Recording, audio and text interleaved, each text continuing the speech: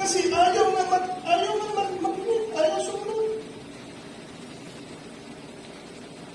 For I am come to set a man at variance against his father and the daughter against her mother, and the daughter-in-law against her mother-in-law. So, ano ibig sabihin nun?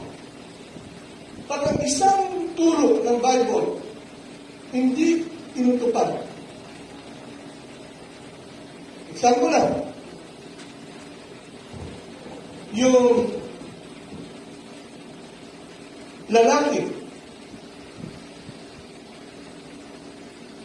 meron siyang asawa, naghanap pa siya ng iba, pakakano niya yun? Kasi, mga kapatid, alam niyo, hindi pwede yun.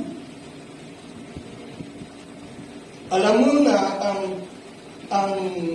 ang babae, ang lalaki ay nagtatrabaho sa gabi, tapos pupuntahan mo,